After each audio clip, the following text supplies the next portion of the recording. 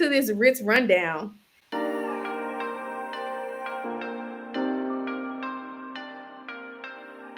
First, on behalf of Exo Sports, I want to start off by sending our condolences to the family and loved ones of former NFL quarterback Ryan Mallett. May his legacy be forever remembered and cherished. We also want to send well wishes to Dion, who is recovering from a blood clot removal surgery on his leg. Congratulations to Caitlin Clark for being named Collegiate Women Athlete of the Year. She received her Honda Cup in a ceremony at UCLA. She's not the only one getting a dub. Vanessa Bryant won her $1.5 million lawsuit against Body Armor. What y'all think about that? I'm happy she won it. So for the people at home that are unfamiliar with what happened, whenever Kobe Bryant was alive, some lady, I can't remember her name right now, some lady claimed that he had promised her a 4% stake in his deal with Body Armor, which he denied while he was alive. And after he died, she wanted to take like legal action about it, but she couldn't provide any evidence that Kobe Bryant actually promised her this deal, because 4% of that, she would have got, because it's worth $400 million now. She would have got what, $10 million? Yeah, a nice pretty penny. That's 4%. 4% is nothing. No, that's a lot, because they made some money. Vanessa told that girl she need to get a job. That's good. Good for her. Stop playing with that lady. Simone Biles is back on the mat after taking a 2-year hiatus. Saying the inspiration of her return was her NFL husband, Jonathan Owens. Period. Yes, Love that. Her back. She back in her bag. ESPN has released around 20 on-air personalities, including some of our favorites like Jalen Rose, Keyshawn Johnson, and Jeff Van Gundy. How are y'all feeling about these layoffs? Was it anybody you were sad to see go? I hate it, because these layoffs are only happening because Disney's just trying to find a way to save money. They've made at least 7,000 layoffs around all the parts of their company already as it is. So cutting 20 analysts and commentators is crazy to me. I'm really sad that Jalen Rose is gone. Me too. That's the one I was like, dang. Especially this past season, he showed that he's more than just basketball commentary, through the lens of the whole Ja Morant situation. I'm kind of sad Jeff Van Gundy leaving too. He was one of my favorite basketball commentators. So it's sad to see a lot of people go, but I'm ready to see if they, the new blood they get in. Yeah, I mean, they created these jobs, and I kind of just I don't know, especially a lot of the people that they let go were actually really good at their job. So it's just kind of dang. And I know they're trying to save money, but y'all are the reason they're getting paid as much as they're getting paid. That was y'all's decision. Yeah.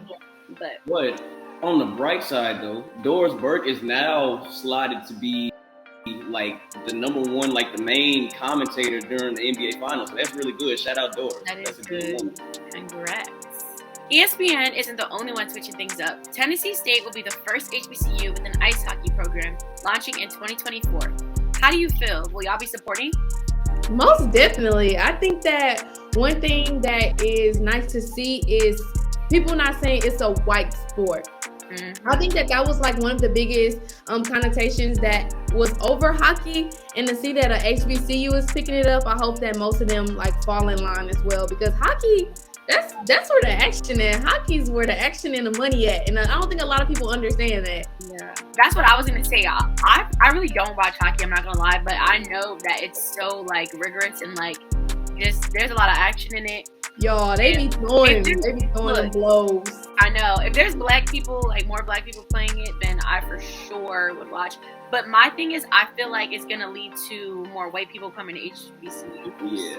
That's the only problem. So, because when you think about it, a lot of people from our community, the black community, don't play hockey just because when we grow up, we're playing basketball, football, maybe baseball, stuff that doesn't require so much money you have to put into it, because hockey gear is expensive. So, but I mean, if you think about it too, you look at a school like LSU, when you see how they're thriving and how their athletic department, Jeremy, what's so funny? Because I could pick another school. I'm just saying we're the best sports school, but go ahead. You should never mention LSU. I should have never said that. Yeah, you should have never said that. Anyways, I'm going to use my example because I already said it. So, when you think about a school like LSU, when you see how their department is thriving, even though, you know, another race is coming to the school, it's always bringing a positive light. So I wouldn't think about it as, you know, them foreshadowing us because they're coming to HBCUs, because, you know, once they get in our shoes, they can see well, not really technically our shoes, but once they see the light and how the impact that our university has, it could bring a positive output on everything. I'm a little indifferent on this. I'll be honest with y'all. It's great. It's great. You said, of course, that's funny. But it's great for like the 3 black men in America that play hockey, I guess. Because you got to think, that like, most statistic is terrible. It is. It is. I mean, I'm being hyperbolic, obviously, but it's like you got to think hockey. That's a cold weather sport. Most black people in the United States stay in the South, so a lot of black people really didn't grow up playing hockey. And plus, there's only 62 Division I hockey programs in the country. Mm-hmm. So all the best hockey players now they're going to look at Tennessee State, and also the best hockey players are going to be white, with the exception of PK Subban. He's actually really good.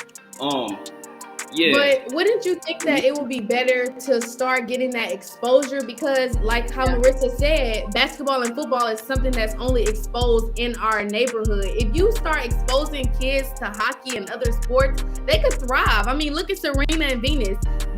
You know, it wasn't a black dominated sport when they started playing tennis. Once they got in tennis, that changed the whole narrative for black and brown girls.